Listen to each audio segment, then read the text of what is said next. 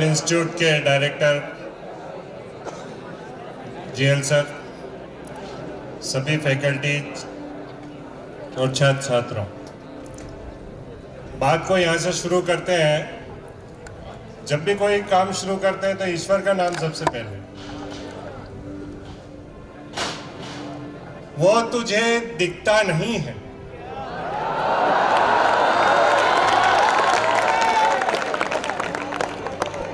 वो तुझे दिखता नहीं है, पर वो तुझे देख रहा है।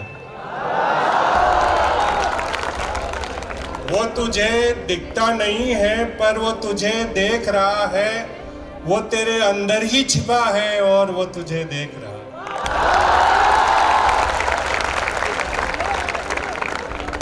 वो तुझे दिखता नहीं है, पर वो तुझे देख रहा है, और वो तेरे अंदर ही छिपा है और वो तुझे देख रहा है। गुनाह करने से पहले एक बार सोच ले जरा, गुनाह करने से पहले एक बार सोच ले जरा। वो तो हर तरफ हर जगह है और वो तुझे देख रहा है।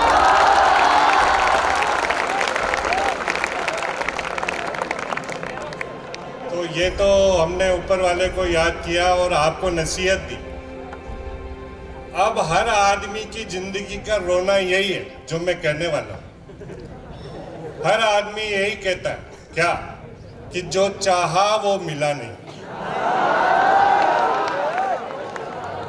जो चाहा वो मिला नहीं, और जो पाया वो रास आया नहीं। जो चाहा वो मिला नहीं और जो पाया वो रास आया नहीं। जो छूट गया उसको बेहद अफसोस, जो छूट गया उसका बेहद अफसोस, लेकिन जो मिला वो संभाला जाता नहीं। जिंदगी जीने के सिर्फ दो ही तरीके हो सकते हैं। जिंदगी जीने के सिर्फ दो ही तरीके हो सकते हैं। या तो जो हासिल है उसे पसंद करना सीख लो, या जो पसंद है उसे हासिल करना सीख लो।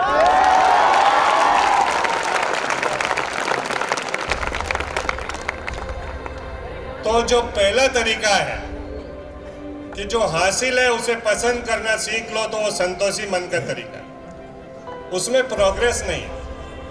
हालांकि रहीमदास जी कह गए कि गोधन गजधन बाजधन और रतन धन खान, जब आए संतोष धन सब धन धोरे सम। लेकिन अभी ये लागू नहीं होता, क्योंकि अगर संतोष कर लिया तो प्रोग्रेस नहीं। संतोष कब करेंगे? बुढ़ापे में, हमारे लिए, कि भाई अब जो मिलना था वो मिल गया, अब कुछ अचीव करने की जरूरत। लेकिन बुढ़ा तो वो जो अचीव करने का बुढ़ापे में भी वो रखे इच्छा। समझ गया? मैं उन बुढ़ों में से एक जो अब कभी रुकना नहीं चाहता, बढ़ना चाहता। तो जो पसंद हो और उसको हासिल करना चाहते हैं आप, तो फिर जिंदगी में संघर्ष बहुत है। जिंदगी में इतना संघर्ष है कि राम जी को भी कितना संघर्ष झेलना पड़ा, आप उस कहानी को समझ सकते हैं। तभी जाके राम महान बने। कल राज्य अभिषेक होने वाला है और खबर देते हैं कि आपको माता श्री का आदेश है कि वनवास पधारो। तो अगर वो नॉर्मल इंसान होते तो कहते थे मैं क्यों जाऊं, सर मेरा अधिकार है। लेकिन वो भगवान थे और मर्यादा पुरुषोत्तम। तो उन्होंने क्या चुना, वही चीज उनको महान बना गया। उन्होंने एक आम रास्ता न चुन के ये रास्ता चुना कि जो माँ कहेगी वो मैं करूंगा, और 14 साल के वनवास के लिए चले गए। फिर क्या दुख हुआ, थोड़ी दूर गए और पिताश्री के मरने का समाचार प्राप्त। फिर थोड़ा आगे गए तो भरत जी पहुंच गए कि भाई श्री आपकी खड़ो दे दो, वो भी उनसे छीन ली, खड़ो भी ले ली कि हम राज करेंगे आपके रख के सिंहासन में। और फिर आगे गए तो किसी ने लुगाई उड़ा ली। सीता जी को ले।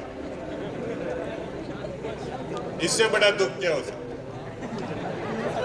तो ये दुख जीवन जो है दुखों से भरा। इसके विपरीत योगेश्वर कृष्ण है, वो मजे ही लेते, वो ये चमत्कार दिखाते रहते, लेकिन अपनों को मर्यादा पुरुषोत्तम राम जैसी जिंदगी जीना। आपने सबने साइंस पढ़ी है, विकासवाद का सिद्धांत पढ़ा होगा, डार्विन के विकासवाद का सिद्धांत पढ़ा है ना? उसका पहला बिंदु क्या है? ये तो नहीं बता। उसका पहला बिंदु यह है, पहली बात तो विकासवाद जो डार्विन ने दिया उसका पूरा नाम है प्राकृतिक वर्ण का सिद्धांत, ठीक है ना? प्राकृतिक वर्ण का सिद्धांत। और उसमें पहला यह है कि इतनी अधिक संख्या में संतानोत्पत्ति होती है कि अगर मछलियां जितने अंडे देती है, सारे मछलियां बने तो पूरे समुद्र में मछलियां हो।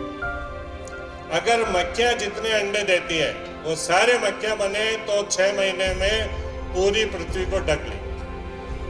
लेकिन ऐसा नहीं होता। ऐसा क्यों नहीं होता? उसका दूसरा कारण बताया उन्होंने। दूसरे पॉइंट में वो कहते हैं कि क्या करना होता है, क्या क्यों नहीं ऐसा होता? क्योंकि जीवन संघर्ष होता है। जीवन संघर्ष होता है, और जीवन संघर्ष 3 तरह का बताया, अंतरजातीय, अंतराजातीय और वातावरण से संघर्ष। और इस संघर्ष के दौरान सब निमट जाते हैं और वही बचते हैं जो कि फिट होते हैं, सर्वाइवल ऑफ द फिटेस्ट। जो जीवन जीने के काबिल हैं वही आगे जिएंगे, और जो जीने के काबिल नहीं है वो मर जाएंगे। एक बस जा रही है, खचाखच भरी है, और आपको मंजिल पर जाना है, तो 2 ही रास्ते हैं, या तो आप उसमें चढ़ जाएं या वापस घर जाएं। तो जो घर जाए वो तो फिर जाओ घर, और जो बस में बैठ गए हिम्मत करके वो कहाँ पहुंचेंगे?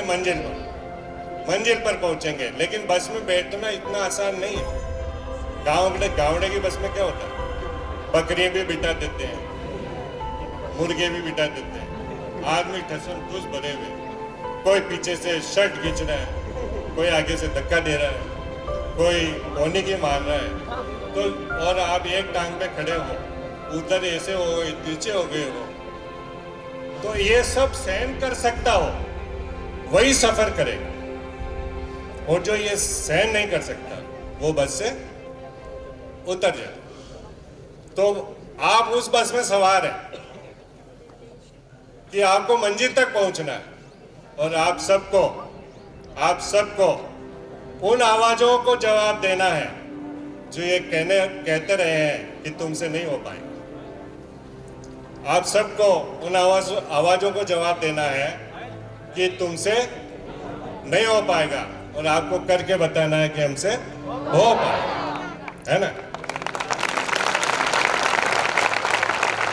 अगर ये एटीट्यूड रखेंगे आप कि हमें कुछ करके बताना है, तब तो आप मंजिल पे पहुंच जाएंगे।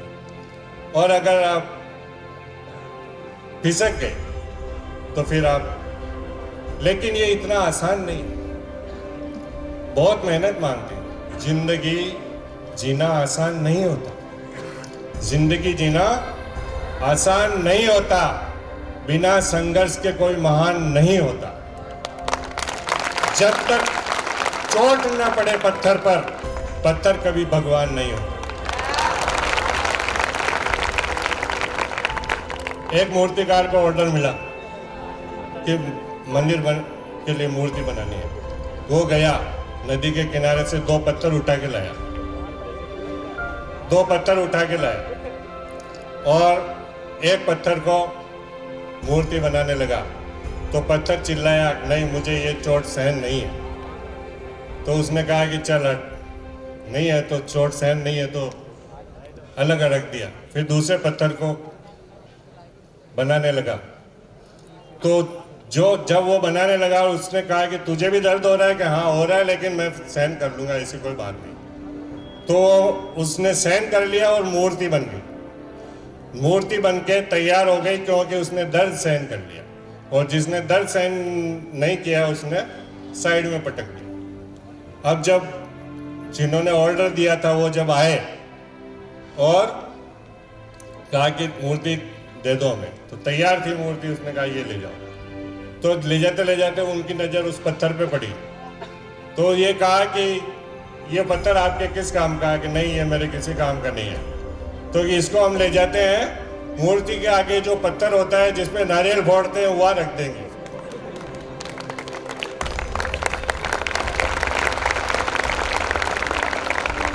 तो जिसने एक बार चोट सहन करना स्वीकार किया वो तो भगवान की मूर्ति बनी, और उसका क्या हाल हुआ कि हर रोज हजारों नारियल उसके सिर पे फूटते। तो भाई जब तक चोट नहीं सहेगा पत्थर तब तक भगवान नहीं बनेगा, और अगर चोट नहीं तो फिर क्या होगा? सारी जिंदगी भर नारियल फूटेंगे। हमारा जमाना और आपका जमाना में बहुत सारा डिफरेंस है। हमारे ज़माने में 60% आ गए, 65% आ गए, 70% आ गए। 60% आता है तो ये समझते अरे बहुत बहुत अच्छा लड़का है, बहुत होशियार है।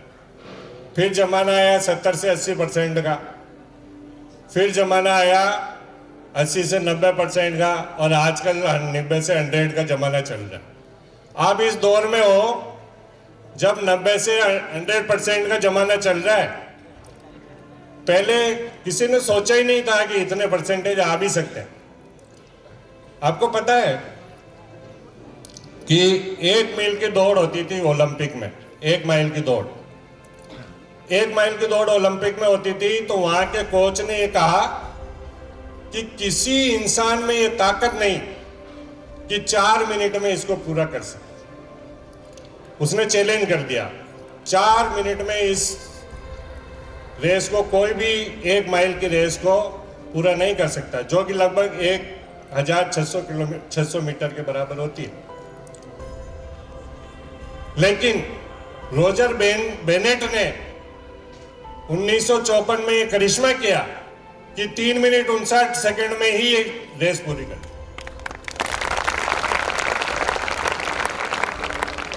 उससे आगे जब दूसरे एथलीट ने देखा कि जब ये कर सकता है तो मैं क्यों नहीं कर सकता, तो गिरोज नाम के एथलीट ने 3 मिनट और 34 सेकंड में ही पूरी कर ली। तो ये जब तक अपन अपने में विश्वास नहीं लाएंगे, आत्मविश्वास लाना जरूरी, सेल्फ कॉन्फिडेंस आना जरूरी है। हाँ मैं कर सकता हूं। आपको एक और चीज बता दूं, आप क्रिकेट बहुत फॉलो करते हैं। वनडे क्रिकेट शुरू हुआ 1971 में, और 2010 तक किसी की हिम्मत नहीं कि वनडे में डबल सेंचुरी बना दे। डबल सेंचुरी बनाने का कोई सोच सकता भी नहीं था कि डबल सेंचुरी कभी बनेगी वनडे में। 2010 में सचिन तेंदुलकर ने डबल सेंचुरी ठोक दी, और ये देख के जो सहवाग पेवेलियन में बैठा था उसका कॉन्फिडेंस हाई हो गया। उसने सोचा कि अगर सचिन मार सकता है तो मैं क्यों नहीं मार सकता। 16 मैच के बाद ही उसने मार दी, डबल सेंचुरी मार दी। और उसको देख के रोहित शर्मा ने 3 डबल सेंचुरी मार दी।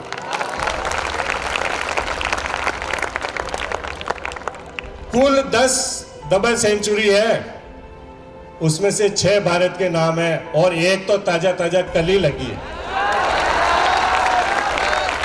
और वो भी फास्टेस्ट 200 है, 126 बॉल में 200। तो जमाना कहां जा रहा है? आप इस तरफ ध्यान दें। आप किस कंपटीशन के दौर में हैं?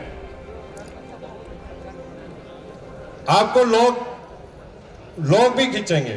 मैंने जीवन संघर्ष बताया। मैं नौकरी लगा, सेकंड ग्रेड में नौकरी लगा, और वहां से निकल गई फर्स्ट ग्रेड की। तो मैं देने के लिए फॉर्म वार्म भर दिया और तैयारी करने लगा। तो मेरे स्कूल के जो टीचर्स थे, मेरे दोस्त लोग कहते हो हाल तो आए ही हो, और हाल ही फर्स्ट ग्रेड में, ऐसे ताना मारते थे। मैंने कहा यार करते हैं जब मौका मिल रहा है। चांस आपको एक बार ही मिलेगा, केबीसी देखते हो कि नहीं? चांस एक बार ही मिलेगा। उस चांस का अगर उपयोग किया आपने तो ठीक है, नहीं तो दोबारा चांस बड़ी मुश्किल से मिलता है। तो मैंने फर्स्ट ग्रेड का एग्जाम दिया, मैं फर्स्ट ग्रेड में सेलेक्ट हूँ और दूसरे साल तो मैं अपॉइंटमेंट हो गया फर्स्ट ग्रेड में और 5 साल के एक्सपीरियंस हुआ और फर्स्ट ग्रेड का दे दिया। अब सवाल ये उठता कि मैं आरएएस क्यों नहीं बना? क्योंकि वो दूसरी मानसिकता मेरे पे हावी हो गई। कौन सी वाली? कि जो पसंद है, जो हासिल है, उसी को पसंद करना सीख। ये मैं मानता हूँ आज भी कि अगर ये मानसिकता मेरे में घर नहीं कर गई होती कि भाई मैं तो फर्स्ट ग्रेड में हूँ यार, हेड मास्टर हूँ और अब मुझे क्या आरएएस बनना है, अगर मैं इस सोच को निकाल देता तो मैं आरएएस भी बन गया होता।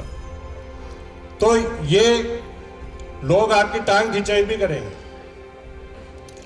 इसी तरह आपने सुधा चंद्रन का नाम सुना होगा। सुधा चंद्रन एक फिल्म एक्ट्रेस है, उनका एक टांग किसी एक्सीडेंट में कट गई। सुधा चंद्रन की एक टांग किसी एक्सीडेंट में कट गई, तब भी आज वो टॉप की नृत्यांगना है। उन्होंने तय कर लिया कि मुझे तो यही करना है, तो टांग का कटा होना आड़े नहीं आया। हमारे जमाने में एक स्पिनर की तिकड़ी हुआ करती थी, चंद्रशेखर बेदी प्रसन्ना, आपने नाम सुना ही नहीं होगा। चंद्रशेखर एक हाथ पोलियो का था हाथ, उसी हाथ से वो बॉल करके इतने फेमस हुए थे। नहीं तो कहते सोच लेते कि मेरे तो हाथ पोलियो में, मैं क्या कर सकता हूँ। आप कई उदाहरण ऐसे हैं, सैकड़ों उदाहरण ऐसे हैं जो ये बताते हैं कि कोई भी काम सेल्फ कॉन्फिडेंस से, अगर भरपूर आत्मविश्वास हो तो आराम से किया जा सकता है।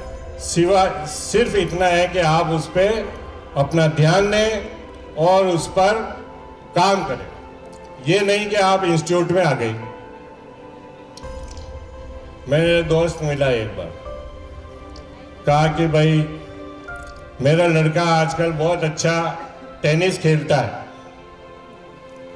बहुत अच्छा फ्रंट मारता है, बैक मारता है, ये करता है, सर्विस ऐस अच्छी लगाता है। मैंने कहा यार उसको किसी एकेडमी में भेज दे। तो कहा अच्छी एकेडमी है, पता है क्या? तो कहा बेंगलोर में। तो उसको एकेडमी में भेज दिया। 6 महीने बाद मिला वो, तो मैंने कहा क्या बात है यार, तुमने गलत राय दे दी, ऐसे इंस्टीट्यूट में भेज दिया जहाँ पे रैकेट ही नहीं पकड़ने देते, सारे दिन दौड़ाते।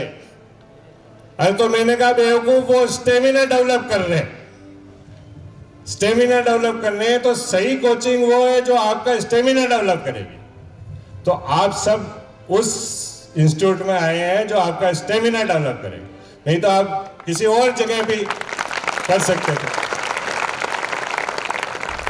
इसी तरह जो मूर्ति की बात मैंने कही कि मूर्तिकार ने मूर्ति बनाई, तो मूर्तिकार का अच्छी मूर्ति बनाने वाला होना जरूरी है। तो आपके जितने भी टीचर्स हैं वो बहुत अच्छे मूर्तिकार हैं। मैं इसलिए नहीं कह रहा हूं कि शाहनवाज सर मेरे बेटे आपके सभी सर जो इतनी मेहनत करते हैं, मैं देखता हूं कि काफी मेहनत करते हैं, लेकिन उस मेहनत में आपको जुड़ना है, आपका जुड़ना बहुत जरूरी है। मेहनत के अंदर वीकली टेस्ट होता है ना, आपको वीकली टेस्ट होता है। आपको ये टेक्निक सीखनी है कि जो ऑब्जेक्टिव पेपर है उसमें 3 तरह के क्वेश्चन है। एक आपको शॉर्ट आते हैं, एक आपको ठुलमुल आते हैं और एक बिल्कुल नहीं आते। जिस दिन आपको ये पता चल जाए कि कौन से मुझे बिल्कुल नहीं आते, उस दिन आपका सिलेक्शन पक्का है, क्योंकि आप नेगेटिव मार्क्स को कम कर देंगे, आप उन क्वेश्चन को छेड़ेंगे नहीं और अपनी कैपेसिटी बढ़ाएंगे। तो आप, मेरा ये कहना है आपसे कि आप हर टेस्ट के बाद आकलन कीजिए और प्रतिस्पर्धा रखिए। जैसे अभी आए, मुझे बड़ा अच्छा लगा कि 10 स्टूडेंट्स की रैंकिंग आई और हर बार आप ये पता कीजिए कि मेरी रैंकिंग क्या है। खाली आपके घर वाले धक्के देके या भेज दें वो काफ़ी नहीं है। जब माँ बाप को बच्चों को पढ़ने के लिए कहना पड़े तो फिर बच्चे का पढ़ने का कोई मतलब नहीं। जब तक वो अपने आप नहीं पढ़े, है ना। बहुत सारे माँ बाप बच्चों को सारे दिन कहते रहते तू पढ़ तू पढ़ तू पढ़, इससे बिल्कुल बच्चा नहीं पढ़ेगा। जब तक उसके अंदर पढ़ने की खुद की इच्छा नहीं होगी, जब तक आप अपनी इच्छा से नहीं पढ़ रहे होगे, जब तक आप चिंता नहीं पालोगे। चिंता पालना बहुत जरूरी है कि आप चिंता पालोगे कि भाई मेरी रैंक इस बार ये आ गई, ये क्यों नहीं आई। तो इसकी वजह ढूंढो कि इसमें मेरी क्या कमी रही, इसको कैसे मेरे को दूर करना है, इसमें क्या क्वेश्चन। एक और चीज कि आपके 3 सब्जेक्ट होंगे मेरे ख्याल से, एग्रीकल्चर, बायोलॉजी और केमिस्ट्री, तीनों हैं। तो तीनों में नंबर बराबर आना जरूरी है। आप ऐसा नहीं कि मतलब एक में तो 100% पहुंच गए, एक में 40 पहुंच गए। तीनों में बराबर नंबरों का आना जरूरी है। तो ये चीजें आपको बराबर ध्यान में रखनी चाहिए। एक आपको अंदर विनिंग एटीट्यूड होना चाहिए, विनिंग एटीट्यूड। जब टीम जाती है खेलने के लिए, तो टीम खेलने से पहले क्या करती है, मीटिंग करती है, सारा डिस्कस करती है और उसकी बॉडी लैंग्वेज ये बता देती है कि ये टीम जीतने वाली है, और बॉडी लैंग्वेज से पता लग जाता है कि ये टीम हारने वाली है। तो आपकी बॉडी लैंग्वेज कैसी है ये बहुत जरूरी है। शेर होता है ना, शेर, उसमें कोई खास बात नहीं होती। सबसे लंबा जानवर जिराफ, सबसे फुर्तीला जानवर टाइगर, सबसे भारी भरकम हाथी। लेकिन जो शेर में है वो है उसका कॉन्फिडेंस। मैं शेर हूं। शेर जंगल का राजा क्यों? क्योंकि वो समझता है कि मैं शेर। बाकी उसकी बिसात क्या, हाथी के सामने आए, हाथी सूंड में लपेट के फेंके साले को, 2 मिनट में अकल ठिकाने आ जाएगी। लेकिन उसको देखते ही हाथी का कॉन्फिडेंस लो है, उसका बड़ा है, तो वो तुरंत सवार हो जाता है। तो ये कॉन्फिडेंस बहुत जरूरी है। आप शेर जैसा कॉन्फिडेंस रखिए कि भाई मैं ही जंगल का राजा हूं। और हार से निराश मत होइए। हार आपकी जिंदगी में बार बार आएगी। आप ये सोचेंगे यार मेरी इस रैंक अभी पहली आ गई, फिर दूसरे टेस्ट में 5वीं आ गई, या अभी 10वीं आ गई। तो ये हार को बर्दाश्त करना सीखिए। लेकिन हार को बर्दाश्त करने में कहीं आपका वो आत्मविश्वास न डगमगाए। मेरा पोता है हर्ष, उसके साथ जब मैं खेलता हूँ लूडो या सांप सीढ़ी या कैरम, तो 3 बार हार जाता है वो, 2-3 बार हार जाता है, 4 बार। मैं कहता हूँ अब नहीं बस, तो वो कहता है पिक्चर अभी बाकी है मेरे दोस्त, और झुकेगा नहीं सर। और फिर क्या होता है, जब वो जीत जाता है तब उसकी जीत की खुशी देखने लायक होती है कि उसके जीत में हाँ मैंने दादा को हरा दिया, मैंने ये कर दिया। तो उसके अंदर बच्चों तक में ये एटीट्यूड आ गया सर, बच्चों तक में, छोटे बच्चों तक में आजकल ये एटीट्यूड आ गया है कि हमें कुछ करना है, हार नहीं मानना, हमें कुछ करना है ना। तो ये एटीट्यूड आपका बनाए रखें। इसी तरह कार्ल लुइस भी अपंग था। उसने कोच के पास गए, उन्होंने कहा कुछ नहीं हो सकता, और उसने 9 गोल्ड ओलंपिक में जीते। कार्ल लुइस पैरों से नहीं चल पाता था तो भी 9 गोल्ड जीते। आप देख, ये सब खेल है मन का, इच्छा का। आप कितनी इच्छा, प्रबल इच्छा रखते हैं।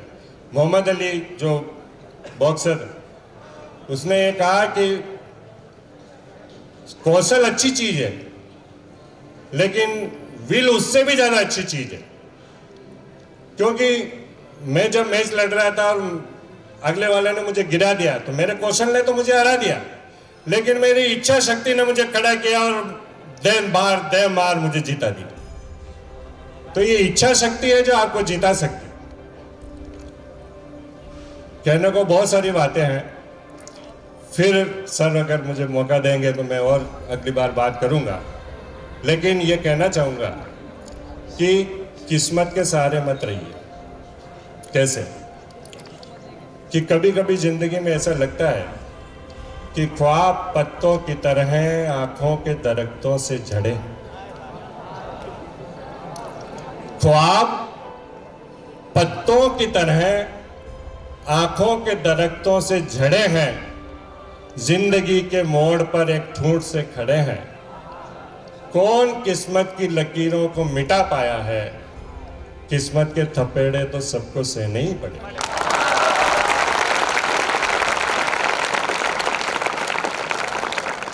लेकिन अगर ये सोच लिया तो फिर आप किस्मत के भरोसे हो जाएंगे।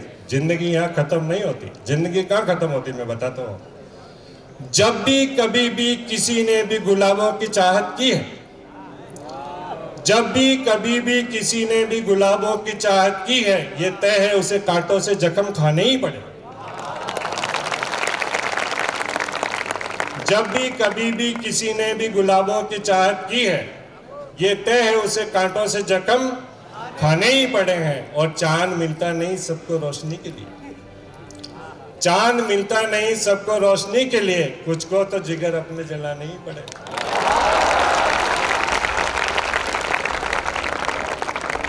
तो भाई अगर गोल हासिल करना है तो जिगर जलाने पड़े, और गुलाब हासिल करना है तो कांटों के बीच में जाना पड़ेगा। मैं ज़्यादा बात लंबी नहीं करके अपनी बात को इन दुआओं के साथ ख़त्म करना चाहता हूँ कि बशर हो उम्र जश्नों में ये दुआ करता हूँ, बशर हो उम्र जश्नों में ये दुआ करता हूँ, तुम्हारा फूलों का सफ़र हो ये दुआ करता हूँ, तुम्हारी ईश्वर पे नज़र हो ये ज़रूरी है मगर, तुम्हारी ईश्वर पे नज़र हो ये ज़रूरी है मगर, तुम पर ईश्वर की नज़र हो ये दुआ करता हूँ। आप सबने मुझे सुना, बड़ा अच्छा लगा आप सबके बीच में आके। मैं सर का धन्यवाद करूंगा, जीएल सर का, कि उन्होंने मुझे आमंत्रित किया और आप बच्चों से मिलने का मौका दिया। फिर कभी अगर समय मिला और मैं यहाँ हूँगा तो ज़रूर मैं दोबारा आपसे बात करना चाहूँगा। धन्यवाद।